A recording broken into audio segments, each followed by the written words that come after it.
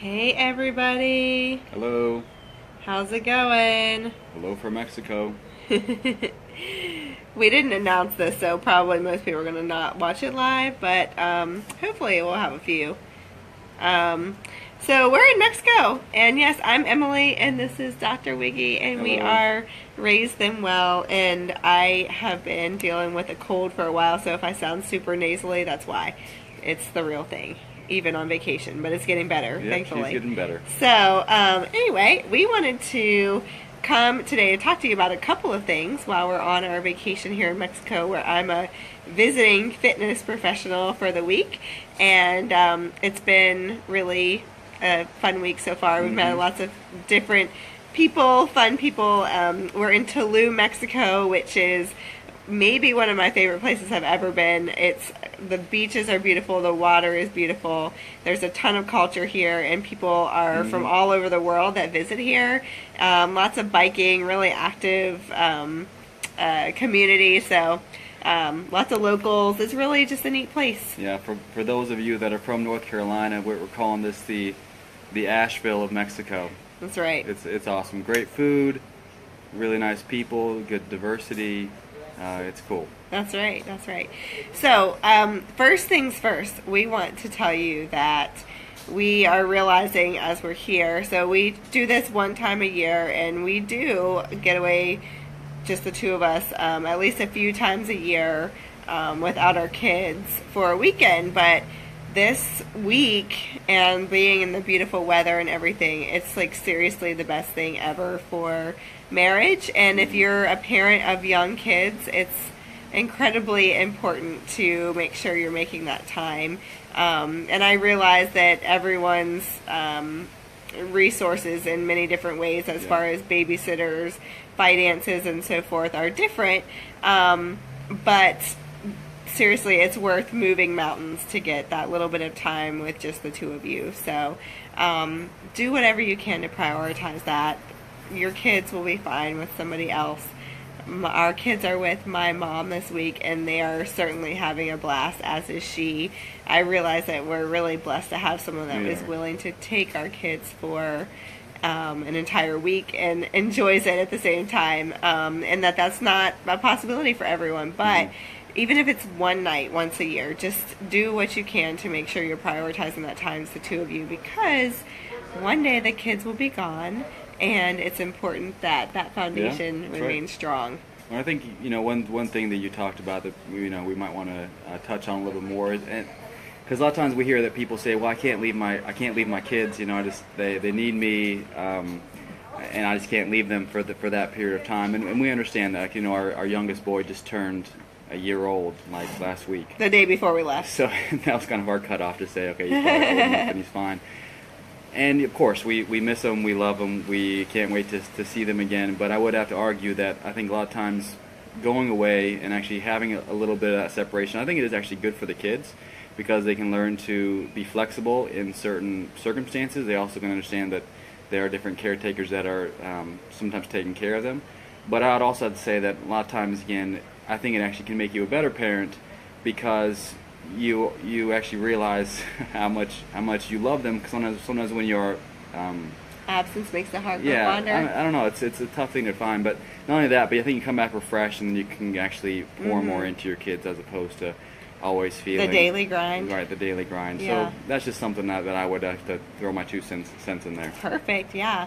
So tell us. So Wiggy wants to share with us. So when we go on vacation, he brings these medical books with him. So first of all, he was learning about oxygen therapy, and then he was recently reading about baking soda the last couple of days. So anyway, talk to us about oxygen therapy and how we think that it might be something that kids could potentially benefit from. Sure. Well, oxygen therapy, we'll maybe focus on one part of Yes. that. But yeah, this is actually one of the more pleasurable things that I get to do when I come on vacation, and I do consider it a luxury, is to be able to catch up on some of the medical literature and some of the more of the integrative and alternative medicine that I sometimes don't get to do just with the normal craziness of life. But yeah, one of the things that I was actually 2 books. Yeah, I was on oxygen therapy and then baking soda therapy, and I actually think both of those could be very useful in treatment. But what was really kind of emphasized with the oxygen therapy is that most of us, and this includes kids, we probably are living in some degree of an oxygen deficit. And again, most of the times this is people that are experiencing some sort of medical issue or some sort of symptom. We do tend to see this in kids with more of the kind of hyperactivity, more of the agitation, more of the anxiety when they are in a bit of a chronic oxygen deficient state. And this can happen from a number of reasons, from just toxins to poor diet, a lot of things that we talk about in our Fix the Generation course that we have.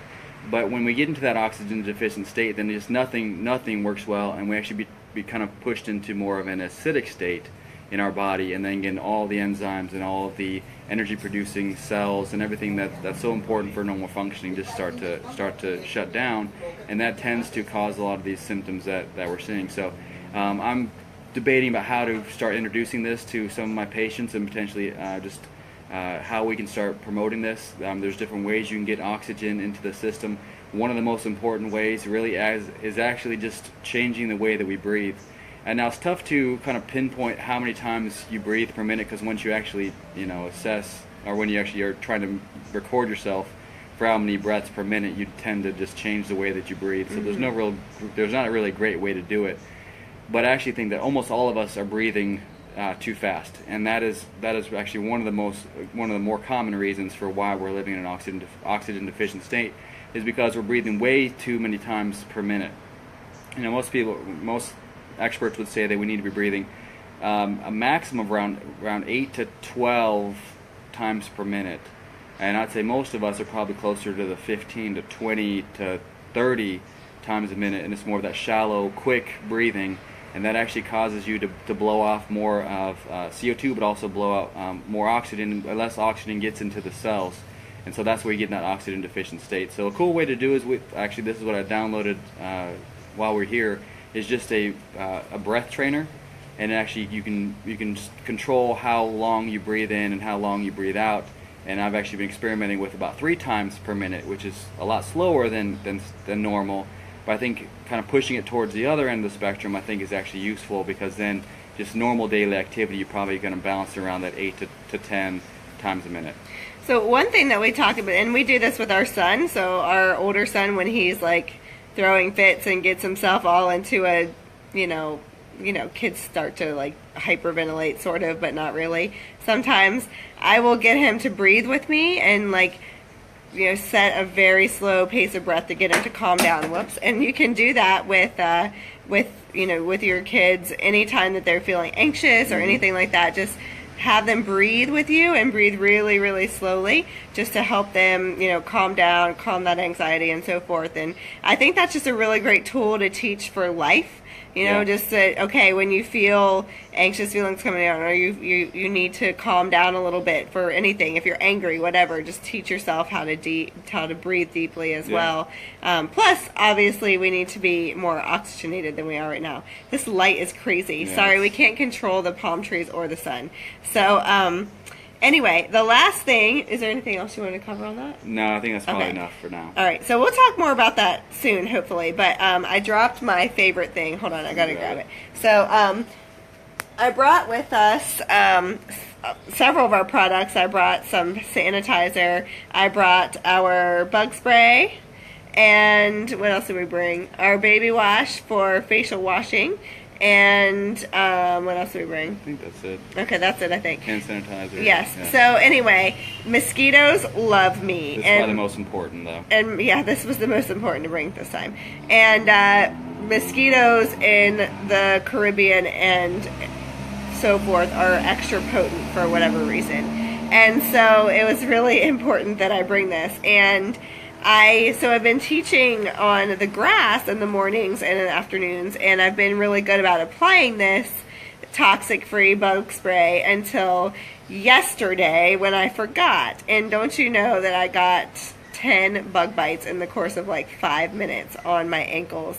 And so the nice thing is this also works great as a relief. So I've been spraying it on to repel additional mosquitoes, but also to soothe my bites. And I am so thankful. So this is a 1 ounce container, so it's really easy to fly with, and it comes in a 3-pack, of course. But I am so thankful that I have this with me, and this is just the 1 ounce container, and I've been using it twice a day, and it's still got plenty in here. So this has been my lifesaver. I won't show you all my mosquito bites, but I do want to show you how easily it sprays on. So I'm going to flip this around. This might look weird, but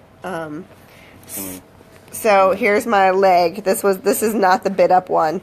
So if you see, it just sprays on really nicely, and then you can rub it in too, definitely. So just nice and easy.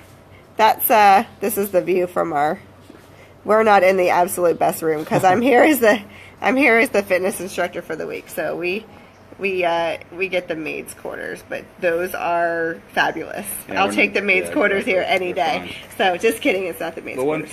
one point we also should talk about with the bug spray, because it is a natural bug spray, it's not the chemical-based, DEET-based bug sprays, is that it does work, but it has to be applied pretty much wherever you're exposed. Mm-hmm. So if your legs are exposed, if your arms are exposed, you do kind of need to make sure that there is a little bit of a layer kind of all over the legs and the arms, Right. just because it is kind of a direct repellent, so it doesn't really cause this cloud effect that we see with a lot of these chemical-based Which is bug a sprays. good thing. Yeah, so I mean, because one of the things that we hear on as far as our reviews is that it doesn't work. It works fine, and we're a testament to that. As long as you apply it correctly, you just have to make sure that you do have pretty much the entire surface area exposed. Mm-hmm. But like I said, that's why it's a nice spray. It covers a lot of surface area per spray, but we do recommend making sure you rub it in to cover all the spots, because if you don't, like I said, that sometimes bugs get in there. Yeah, you can't spray this on your legs and then expect your Right. arms to be